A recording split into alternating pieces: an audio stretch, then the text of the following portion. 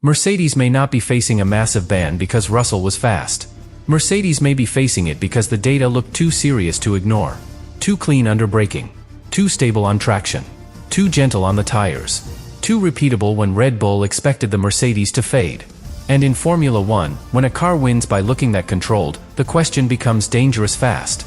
Was Russell's Mercedes legal brilliance, or did the FIA find data that crossed the line? Because one fast lap can be luck. One perfect setup can be explained. But when a car gains in too many areas at once, with no obvious price, the paddock starts thinking about penalties, protests, and one word no team wants attached to its name: illegal. And here is the terrifying part. If the FIA proves the data was illegal, Mercedes could face a punishment that damages the win, the car, and the trust around Russell's performance. But if the data is alarming and still legal, Red Bull has an even bigger problem. Because then Russell's pace was not a scandal. It was real, repeatable, and possibly the first sign that Mercedes has found the one advantage Verstappen still does not know how to stop. Subscribe to the channel. At first, Mercedes could explain everything with one simple sentence. Russell's car was legal, fast, and finally working. That is the clean version. That is the version Mercedes would want the world to hear before anything else. The setup was right. The balance was stronger. The tires stayed alive. The strategy gave Russell control. And the car finally gave him the confidence to drive Austria like a race he could own, not just survive. But Formula 1 does not become suspicious because a car is fast once. It becomes suspicious when the speed looks too complete, too smooth, too efficient, too hard to brake. That is why Red Bull would never treat this like a normal Mercedes performance. Because a normal fast car still shows a weakness somewhere. It might be quick on the straights, but nervous in the corners. It might be sharp over one lap, but harsh on the tires. It might look dangerous in clean air, but struggle when it has to defend. It might start strong, then fade when the stint gets difficult. But Russell's Mercedes seemed to create a more uncomfortable question. Where was the weakness? That is the kind of question that makes engineers stop celebrating and start comparing traces. Because if a car is gaining without showing the usual cost, the data becomes more important than the trophy. The public sees Russell holding pace. The team see how he held it. They see the braking trace. They see the throttle application. They see the tire degradation curve.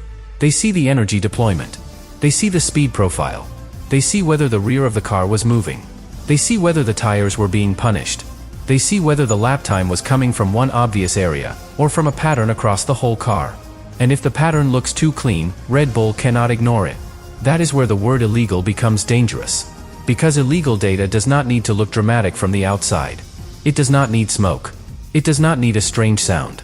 It does not need something the fans can point at instantly. Sometimes, the most serious questions begin with behavior. A car that brakes too calmly. A car that exits corners too cleanly. A car that protects tires too well. A car that repeats pace too easily. A car that seems to avoid the trade-offs everyone else is paying.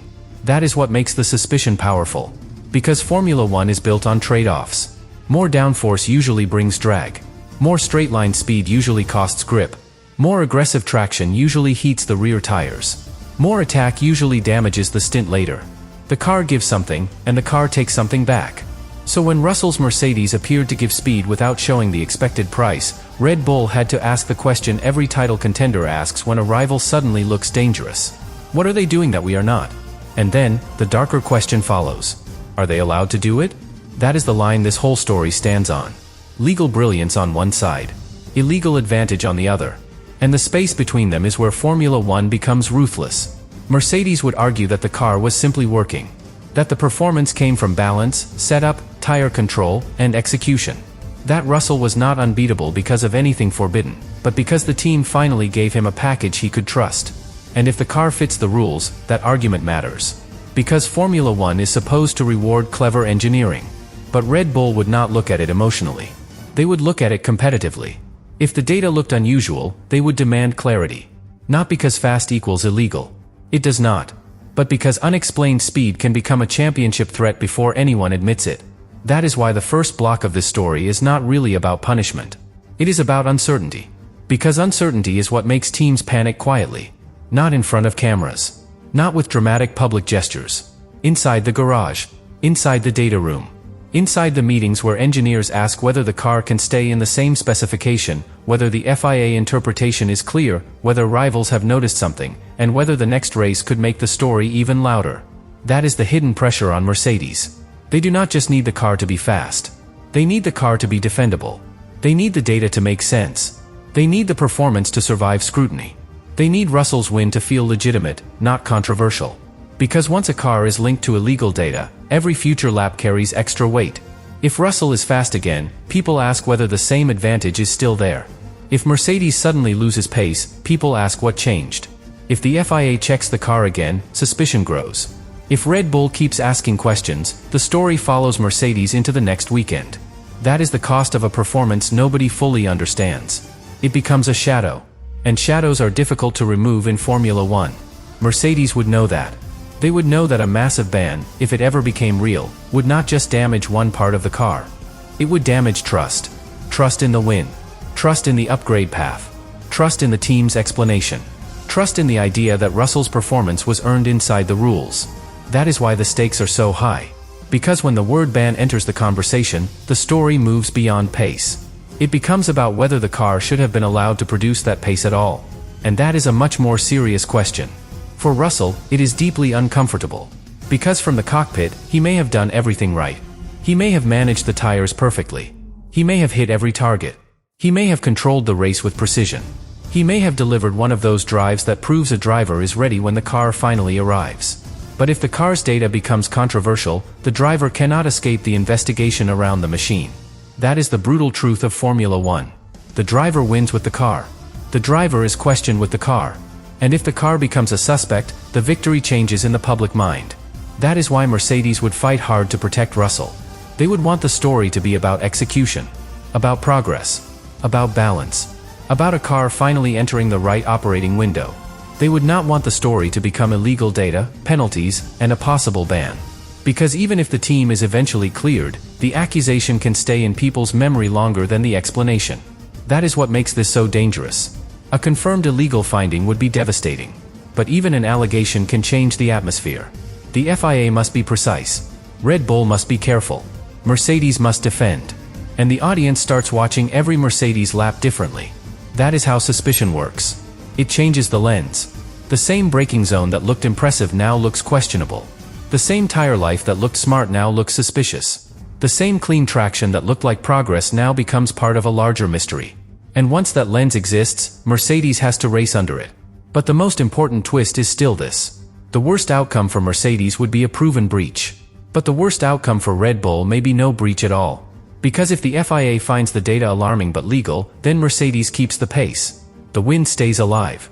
The advantage stays on the car. And Red Bull is left with a technical problem it cannot protest away. That is the nightmare version. Because legal speed is harder to fight than illegal speed. An illegal method can be removed. A legal advantage has to be understood. Then matched. Then beaten. And that takes time. Time in the simulator. Time in the wind tunnel. Time in race analysis.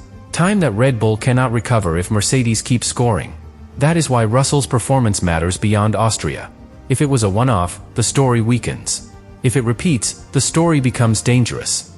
If the Mercedes keeps braking cleanly, protecting tires, and producing stable race pace, then the ban question becomes only one part of a bigger problem. Because the real fear is that Mercedes may have found a performance direction. A way to make the car calmer. A way to protect the tires. A way to give Russell confidence. A way to make speed usable across the full stint. And usable speed is the most dangerous kind. Raw pace can be messy. Usable speed wins races. It lets the driver defend without destroying the tires. It lets the pit wall extend a stint. It lets the team wait while rivals panic. It lets Russell control the race instead of reacting to it. That is what Red Bull cannot allow to become normal. Because once a rival advantage becomes normal, the damage is already done. The points are gone. The confidence is built. The development path is confirmed. The next upgrade is already being planned. That is why the first response has to be urgent. If the data is illegal, it must be stopped. If the data is legal, it must be understood. Either way, Red Bull cannot wait. And Mercedes cannot relax. Because every possible answer creates pressure. A proven illegal finding creates pressure on Mercedes. A legal finding creates pressure on Red Bull. An unclear finding creates pressure on the FIA. And that is why this story is so powerful. No outcome is calm. If Mercedes crossed the line, the scandal could reshape their season. If Mercedes stayed inside the line, Russell's pace becomes even more meaningful. And if the truth sits in a gray area, the whole paddock will keep arguing until the next race gives them another clue. That is where this block begins to open the real mystery. What did the data actually reveal? Was it a behavior? A system? A trace? A tire pattern? An energy profile? A way the car held balance under load? Or was it simply the first time Mercedes put all the pieces together and made Russell look like a driver Red Bull could no longer ignore? That is the question underneath the headline. Because Mercedes facing a ban would be explosive. But Mercedes escaping a ban with real performance might be even more important for the championship. One outcome damages Mercedes. The other warns everyone else. And after Austria, Red Bull cannot afford to assume the safest version. Because the safest version is how teams get surprised. They call it a perfect weekend. Then it happens again. They call it track-specific. Then it happens on a different circuit. They call it driver management. Then the data shows the car is doing the work. By the time the truth is obvious, the rival has already built momentum. That is what Verstappen would refuse to allow. He does not wait for a threat to become comfortable. He pushes for answers early. He wants the line checked. He wants the data understood. He wants to know whether Russell's Mercedes was legal, illegal, or something more dangerous. Legal enough to pass, fast enough to hurt, and hidden enough to keep Red Bull guessing. That is the real danger. Not only a ban. Not only a scandal. The possibility that Mercedes has found control. And in Formula 1, control is what turns one victory into a warning for every race that comes next. The next layer is where the ban threat becomes more than a headline.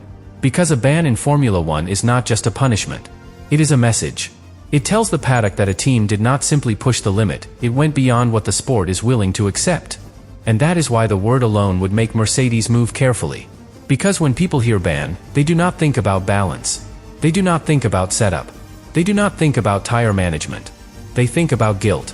They think about something hidden. Something forbidden. Something that gave the car performance it should never have had. That is why Mercedes would need to control the story immediately. They would need to separate three things that often get mixed together. Fast. Alarming. Illegal. A fast car is not automatically illegal. An alarming data trace is not automatically proof. And a rival's suspicion is not the same as a confirmed breach. But in Formula 1, perception moves faster than procedure. The moment the paddock believes the FIA has found something strange in the data, the car is no longer viewed normally. Every clean corner exit becomes suspicious. Every strong tire stint becomes suspicious. Every stable braking zone becomes suspicious. Every lap where Russell looks calm becomes part of a bigger question. That is the danger Mercedes would face. Not only the technical investigation, the shadow around it. Because even if the car passes the checks, Mercedes still has to win the argument in the public mind.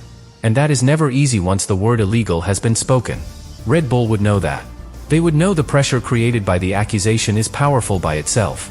It forces Mercedes to defend. It forces the FIA to explain. It forces fans to debate. It forces every rival to study the Mercedes more closely. And it forces Russell to carry a win that should feel clean into a storm of technical suspicion. That is the part many people miss. A driver can do everything right and still become trapped in a car controversy. Russell may have driven the race perfectly. He may have protected the tires. He may have followed every instruction. He may have controlled the stint exactly as Mercedes planned. But once the car's data becomes the story, the driver's achievement is no longer judged alone. It is judged through the machine. And in Formula 1, the machine is never just background. It is half the result. That is why Mercedes would fight to protect Russell's credibility as much as the car's legality. Because if the public begins to believe the win came from illegal data, the damage reaches further than one component. It touches the driver, the engineers, the strategy, the factory, the reputation of the entire team. And that is why the FIA's role becomes so delicate. The FIA has to be clear enough to stop speculation, but precise enough not to overstate what the evidence shows. Because there is a huge difference between finding unusual data and proving an illegal system. There is a huge difference between a car behaving in an unexpected way and a car breaking the rules. There is a huge difference between Red Bull being alarmed and Mercedes being guilty. That difference matters. But it also creates tension. Because Red Bull does not need the final answer to feel the threat. They only need to see enough in the data to know Russell's Mercedes cannot be ignored.